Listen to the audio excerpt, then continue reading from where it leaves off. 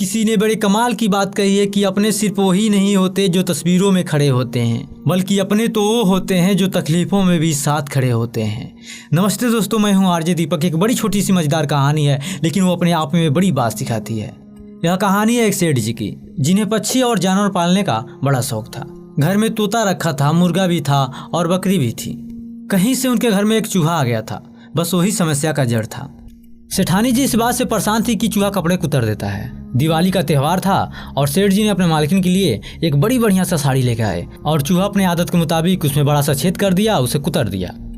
सेठानी जी जब अपने उस नए साड़ी को देखा तो आग बबूला हो गई और सेठ जी से कही कि आप उस चूहे को पकड़िए। सेठ जी शाम में एक चूहादानी लेकर चले आए।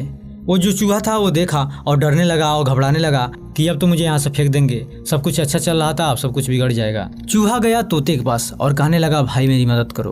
तोते ने कहा, मैं तुम्हारी मदद क्यों करूं? चूहे ने कहा, चूहेदानी आ गया है, अब मुझे पकड़ लेंगे। तोते ने कहा, मुझे इससे लेना देना क्या? तोते से निराश होकर मुर्गे के पास गया, कहा, भाई साहब मेरी मदद करो। मुर्गे ने कहा, मुझे इससे लेना देना क्या? बकरे के पास गया, बकरे ने कहा, मुझे इससे लेना देना क्या? चूहा जो बेचारा था वो समझ नहीं पाया कि अब होगा क्या। सेठानी जी रात होने का इंतजार कर रही थी कि एक बार चूहा इसमें फंस जाए।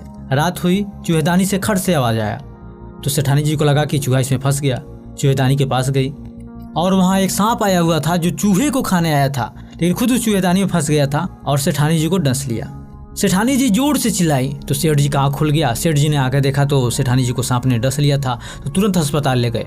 तो डॉक्टर ने कहा, इन्हें बचाने का एक ही तरीका है, सांप बहुत जहरीला था, इन्हें तोते का सूप पिलाना पड़ेगा। अब इतना जल्दी तोता कहाँ से आए? तो सेठ जी को याद आया कि घर में एक तोता है, पसंदीदा है, लेकिन क्या करें। तोते को लाया गया, उसका सूप सेठानी को पिलाया गया। सेठानी जी ठीक हो गई। चूहा ये सब देख रहा था। अब वो रिकवर हो रही थी तो उनके घर पे रिश्तेदार आने लगे। अब उन्हें क्या खिलाया जाए? सेठ जी को लगा कि मुर्गे को ही चिकन तैयार कर देते हैं। मुर्गे की भी बलि चढ़ा दी गई, वो कढ़ाई तक पहुंच गया। कुछ दिनों बाद सेठानी जी अब पूरे तरह से ठीक हो गई तो सेठ जी ने सोचा कि एक बड़ा पार्टी रखा जाए और इस बार बकरे की बारी थी। उसको भी कढ़ाई का भेंट चढ़ा दिया गया।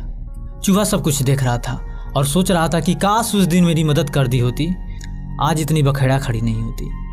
दोस्तों, ये छोटी सी कहानी है, लेकिन एक मजेदार सी बात सिखाती है कि अगर जीवन में साथ रहे तो सब कुछ ठीक रहेगा। क्योंकि जैसा मैं कहता हूँ, पेड़ कटने का किस्सा ना होता अगर कुल्हाड़ी के पीछे लकड़ी का हिस्सा ना होता। यूनिटी में सबसे बड़ा ताकत है। याद रखिए, अपने सिर्फ तस्वीरों में नहीं, तकलीफों में भी साथ खड़े होते हैं।